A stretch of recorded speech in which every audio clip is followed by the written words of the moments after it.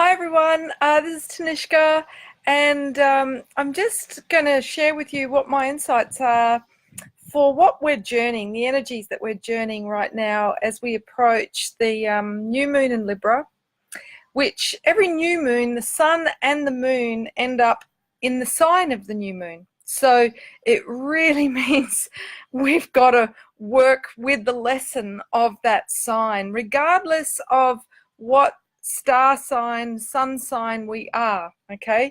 We all journey around the astrological mandala, the zodiac, together, and it initiates us to become more whole, more mature, more well-rounded by understanding the lessons of each sign as the sun and the moon amplify those lessons.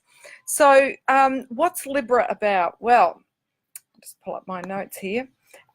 Libra is the sign of partnerships. And so, you know, this is like shining a big torch, a big flashlight on how do we do partnership. Yeah, how do we, and if you're hiding out from partnership, you know, it'll still play out with, you know, maybe somebody you work with, or you know, a friend. But even if we try to hide under a rock, we cannot avoid relationship issues surfacing at this time that really highlight for us what our lessons are that we need to master if we are to achieve harmonious human interactions. Yeah, so those that have polarized into shadow Aries, the opposite sign, will be extremely independent at this time. Okay, just avoiding any possible entanglement at any at any cost.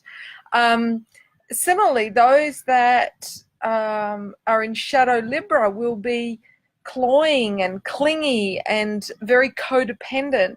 So, you know, ideally what we're here to do is to be interdependent, to find that lovely balance between honoring the needs of self and the needs of other, being considerate of our own needs and the needs of other. This is how we create harmonious relationship where, you know, there is like that lovely Kahlil Gibran passage about marriage, with two trees standing side by side who are joined at the roots and the branches, but have enough space between them for the winds of heaven to blow through them. You know, that's a conscious partnership. And I love that the metaphor is the tree, because, you know, it's through activating the inner tree of life, the Shekinah, opening the seven gates that are the chakra system, making sure that we're connected to Divine Mother beneath us, Divine Father above us, that we can balance our feminine, masculine.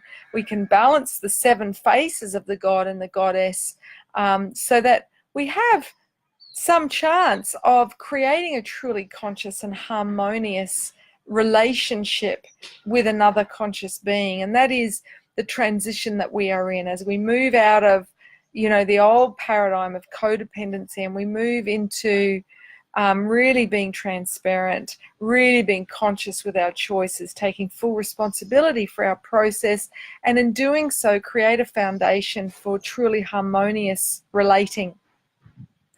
So being a new moon is a portal, it's a window where we can seed a new way of doing things.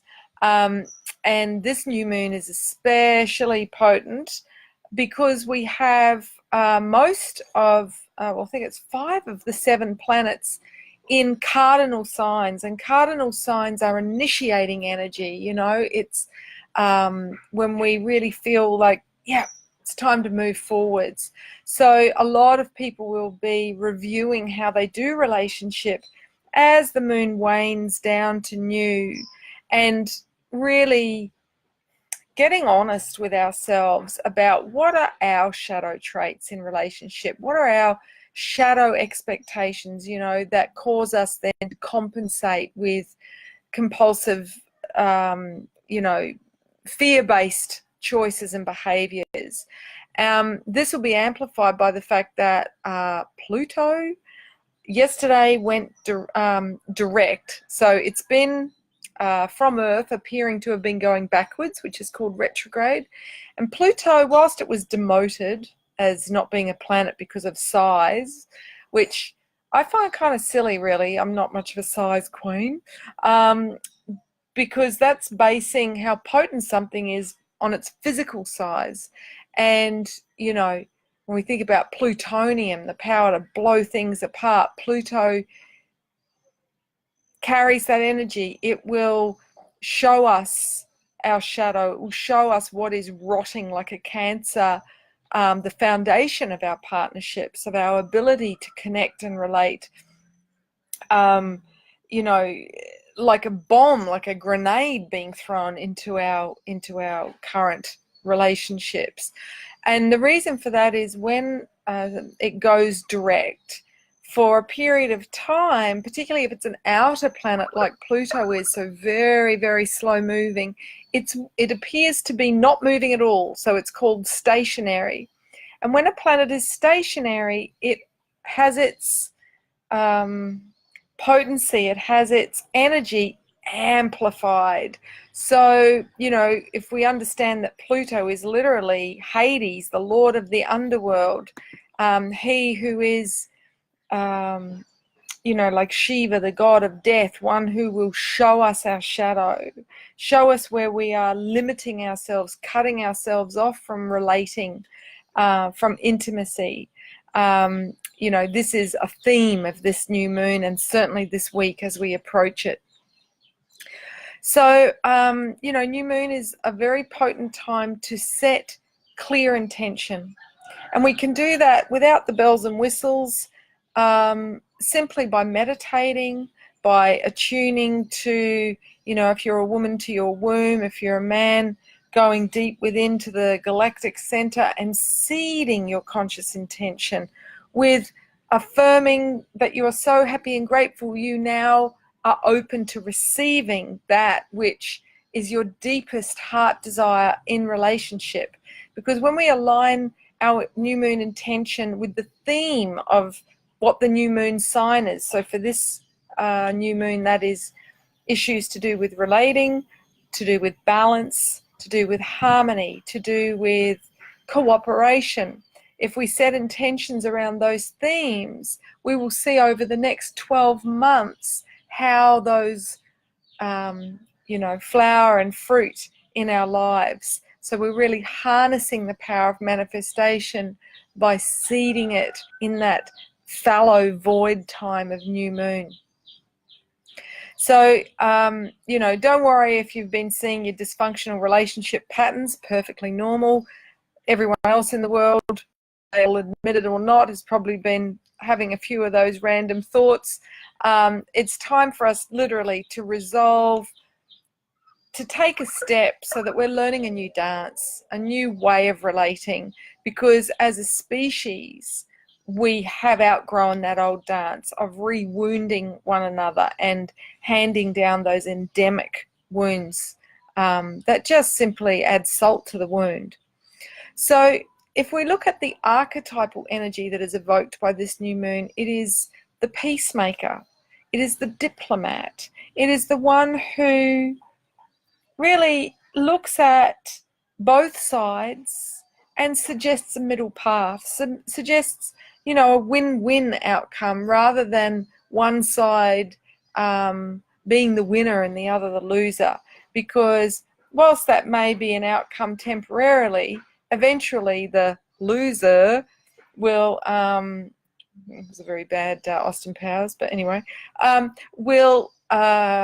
will find their power and will retaliate and try and bring down the winner, and the power struggle continues like a seesaw. So, you know, we are each being called upon to be the peacemaker, to really get that beautiful Native American teaching about what it is to walk in another person's moccasins, another person's shoes, and consider, you know, how it has been for them, and how that has impacted their choices that have then impacted you. So Libra is symbolized by the scales of balance and justice. I used to work in the courts for the transcripts, and you still see Athena, the goddess that sits in the solar plexus, the lower mental body within all of us, holding those scales of justice. And you know, it's interesting that she's blindfolded. I see that as one who cannot be swayed by emotion and is detached and able just to look at the facts and out of cool logic make a detached, you know, evaluation, and to be judicial, okay, to be discerning. So the more balanced we are, like the scales, through ensuring that, you know, our choices are creating a healthy balance, you know, like are we spending equal time alone and with people? Are we spending equal time being active and receptive, you know, being honest with ourselves about where we're out of balance? The more we address that, particularly in our attitudes, the more we can enjoy a life of moderation, you know, the golden mean, nothing in excess, because, you know, when we abstain from something and we try to be puritanical and good, eventually we will swing to the other polarity and we will binge and we will be bad and naughty. You know, this is immaturity, this swinging. And what that does is it creates extremes. So, you know, when we're out of balance, we then have a distorted viewpoint of ourselves, of others, of situations, life in general, and that creates suffering. So I think it's important to note that Libra is ruled by the planet Venus. Now, Venus is said to also rule Taurus. I see Taurus more as being ruled by the Earth myself, but suffice to say, I would actually attribute Venus as the sub-ruler of Taurus. So here we have Libra ruled by Taurus, but in a very different way, you know. Whilst, Libra is ruled by Venus, the planet Venus, which is the planet of love, the planet of the sacred feminine, that regardless of whether we've incarnated into a male or a female body, you know, Libra, Venus asks us to, you know, embody the sacred feminine qualities, principles, to restore the balance. And that's something we're all needing to do in our lives to help the collective imbalance be restored. So the way that Venus ruling Libra asks us to do that at this time is to refine our thoughts, okay, so that, you know, we are mindful with the words that we use, and we create beauty and we inspire others to trust us enough to cooperate and co-create, rather than unconscious words which criticize and cut others down if they're coming from fear. And this is simply a telegraph that one's mind is tormented, you know, rather than one who has a clear mind, knows their own mind, has an ordered, disciplined mind through a mindfulness meditation practice. So Libra is an air sign, so it's very much about the mercurial realm, our mental body, so it'll bring up solar plexus issues. You might find, you know, if you're feeling overwhelmed, unable to make a decision, your solar plexus might feel quite tight, you know, like a knot, like a ball. And if that goes on as a, you know, ongoing thing, you can end up with ulcers, you know, with acid getting stuck there. So in the tarot, we see, you know, I'm reminded of the suit of swords, in particular the Ace of Swords, where we see this huge sword, and what it represents is the double-edged sword of the mind within all of us. And so when we learn how to use that with judgment, okay, we can discern truth from illusion, and we can also then make clear decisions based on what our intuition, our higher mind is instructing us to do, rather than getting caught up in the analysis paralysis, you know, trying to look at the pros and cons and weigh them up. If we do that, it's an endless list, you know.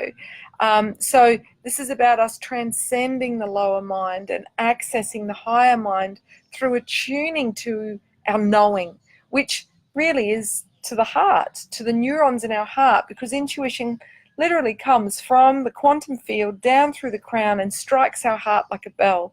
So if you want to know what highest wisdom is in any situation, put your hand on your heart and attune to what is my knowing, okay, rather than what should I do, or asking people, what should I do, which actually just takes us further and further away from our knowing and adds to confusion.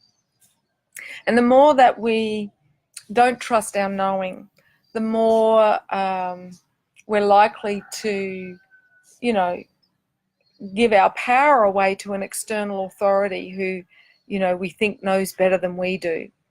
So, you know, this is a lesson that we ideally have mastered in the previous air sign of Gemini.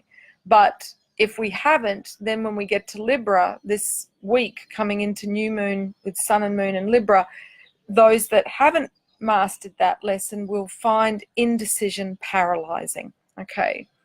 So Libra asks us to restore beauty through changing our perspective, okay? And that then can restore grace. Yeah, if we're seeing everything as unfair and seeing everything polarized in black and white, we create a sense of conflict and us and them and separation wherever we go. Whereas, you know, when we see the middle path, which is that sushumna, that path of intuition, we're looking and we're aware of the light and dark in any situation. We're aware of the extremes. But because of that awareness, we're able to make that the path of the heart, the path that we walk, okay? And that's when life becomes, you know, more elegant, more simple. So I said earlier that Libra transits such as this week, experiencing, you know, coming into the new moon in Libra, asks us to create justice, okay? So we see again in the tarot card of justice that sword of truth and the Libran scales of justice. And we see, you know, the king or the queen sitting on the throne between those pillars of light and dark. So Libra asks us to temper the opposite sign of Aries. So with any astrological sign, it's about understanding the axes of the opposite sign so that we can find the balance.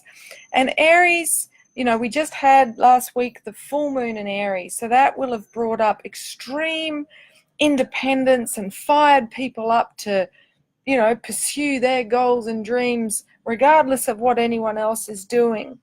And whilst that's great to, you know, feel inspired and, you know, unafraid to go out there and, you know, instigate change, if we're not mindful of the impact of that on others around us, we can unwittingly create conflict.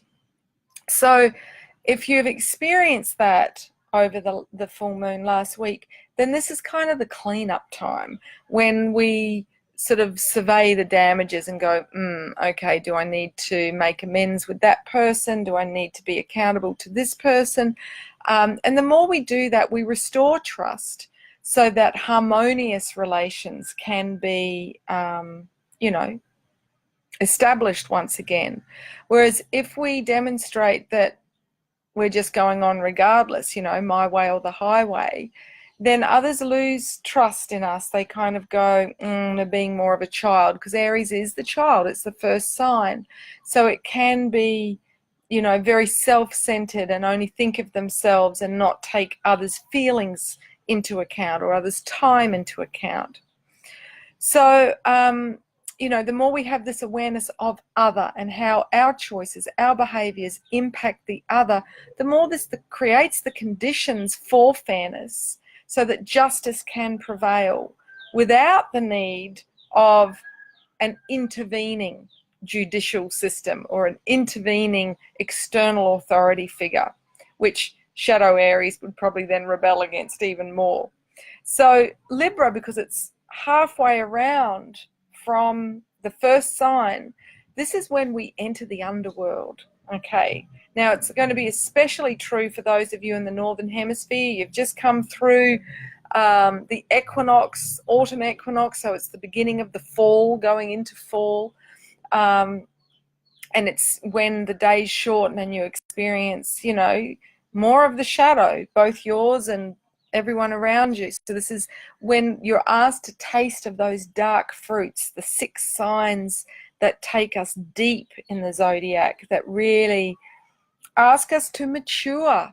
And it makes sense that the first of those 6 dark fruit signs is Libra, because relationship is a call to grow up, to mature, that, you know, we can't create an enduring pattern of relating and sustainable partnerships, sustainable families, sustainable communities, unless we are willing to accept the cyclic rhythm of life and descend consciously and own our shadow every year. This is why I'm so passionate about the Hieros Gamos. It was what was practiced in the ancient world as the most popular and widely practiced religion, and it was love and relationship and sexuality as a practice for psychological and emotional growth and creating the balance internally and through sustainable partnerships, families, and communities to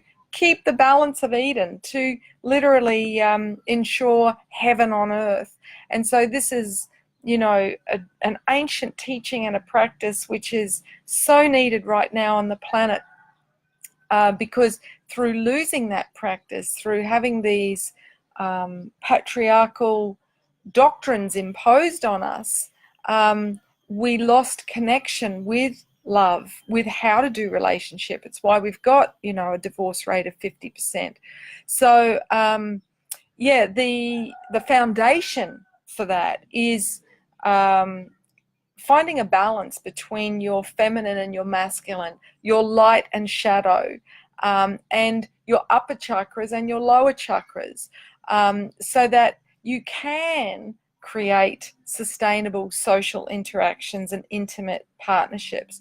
So if you want to join me here in Bali, I'm taking people through that process to understand those polarities within and find the balance through opening the rainbow bridge, those 7 energy centers that govern the 7 faces of the god and the goddess within. So this is a very ancient alchemical practice. It's what was practiced in the ancient world during the transit of our sun through the constellation of Ophiuchus. And Ophiuchus is the sign of the awakened man, he who holds the twin serpents, those meridians of sacred feminine energy that we awaken from the base up through the 7 chakras to the crown to create the caduceus, that symbol of healing within our own light body, our own energy field, so that we are whole, we are healed, we are balanced. And this is our challenge, to awaken the serpents within our light bodies so that we can become fully realized beings having a human experience, so that we create heaven on earth rather than unconsciously creating hell on earth by trying to get all our needs met by the one, a person outside of ourselves. So,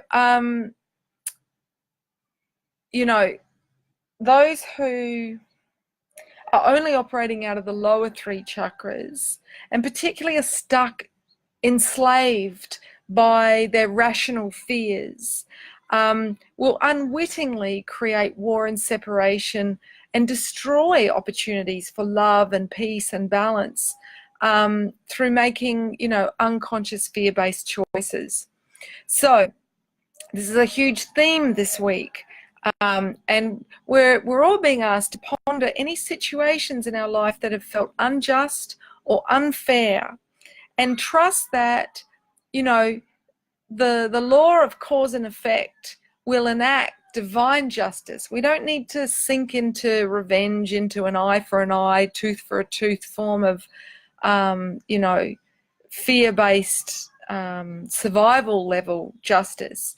Yeah, all we need to do is focus on, well, what do I need to do to restore balance within myself, to look at my choices that led to, what felt unfair, and to also remember that ultimately anybody who smites us, who appears to treat us unjustly, has a sacred contract with us to do exactly that, that we have said yes to all of it as an initiation for us to grow beyond our own illusions and delusions, and to become more self-aware. So, we don't need to scapegoat those that do us wrong, but rather understand that, ultimately they're serving us to become more aware. So the lesson of justice also reminds us of the long-term consequences of our decisions. So this can also make it hard during a Libran transit such as this week to, make a big decision, particularly one if we see this is going to have long-term ramifications and effects. So, just remember, come back to the intuition, to what your knowing is, rather than sinking down into fear. Now, we also have Pluto, as I said. It's now gone direct as of yesterday, so October the 2nd. But it's also forming a square, so a challenging aspect to the sun and moon, this new moon in Libra. So, it's really putting the screws on us to step up when it comes to how we do relationship. And don't forget, this year numerologically is an 11. So this year the lesson is about awakening our full God, Goddess essence and awareness to be the master being, so that we can step into a new paradigm of sacred union with our beloved by creating sacred union within. So everything in our waking world is going to be initiating us, like putting us in the fire of the crucible of transformation, to get us to crack open under the pressure like a mustard seed, so that we do surrender to the divine plan, which is that we are all coming home to a state of union, to a state of allowance, of acceptance, of love, trusting and surrendering to the divine plan. And in my Astro Oracle, I share my own journey with that in the past week. None of us are immune. We're all getting put through these lessons collectively. So, this is an opportunity with Hades coming up from the underworld to really confront our own dark side instead of getting caught up in judgment about other people's dark side, and take responsibility that we have the opportunity now to grow beyond it. And we can either keep going, doing what we've always done, and, stay in the underworld and create this self-created hell, or we can, instead of doing Groundhog Day, we can step up and then create the spiral of ascension and do things differently, get out of the underworld and make it real, bring what we've learnt through our hard, darkest lessons into the everyday world. So our current challenge is to own our unhealed issues that play out in our personal relationships, our personal interactions. How do we do that? Simply by acknowledging them. This brings them from the shadow of denial into the light of awareness. Once something is aware, we have to be accountable. We have to take action on it and, take right action. So that restores justice, when we say to people around us, I'm aware I did this, and I'm aware of the consequences of my action, and I'm sorry for the impact they had. It's why in 12-step programs, this is an essential part of the journey of acknowledging the karmic fallout of your past actions, your past words. And it's only when we do this that we dismantle the power struggles that destroy trust, and safety, which is needed for love and beauty to thrive. So, yeah, look, I think that'll do. It's a big time that we're in, particularly for our relationship sector. Those of you that have a lot of planets in the 7th house ruled by Libra will really find this a transformative time, and you may actually start a new relationship, particularly for those of us in the Southern Hemisphere, because we are coming up to Beltane, which is, you know, at the end of October, beginning of November. It's the halfway point between the spring equinox and the summer solstice. It's a time of accelerated growth, of fertility, of birthing new conditions. So, yeah, trust that if you've done the work in the hard months, the dark times of autumn and winter, you will, you know, experience a rebirth at this time of year. So I'm so grateful to those of you that, you know, joined me live. It's so nice to have, you know, a community out there, so I'm not just speaking to myself. And, you know, if life got in the way of you watching this live, then absolutely great to watch it, especially sometime this week. You're welcome to share it with loved ones if you found it insightful, just to navigate what the energies are. You know, once we understand what the lessons are, it literally brings the light into the chaos, so that we can you know, realize that we're part of something so much greater. The small self, the ego, doesn't have to feel so isolated, so alone. Know that we're all journeying this together, and that the benevolent universe, you know, the seasons of the mother, the celestial you know, transits of the gods and goddesses above us, is all part of this beautiful dance, you know, inspiring and motivating us to grow, to spiral into our fullest potential. So it's an honor to serve. Thank you for joining me, and have a beautiful week. Do be gentle. This is the time when the energy is waning. Make sure you get early nights, and yeah, journal, reflect. All right, blessings for now. Ciao.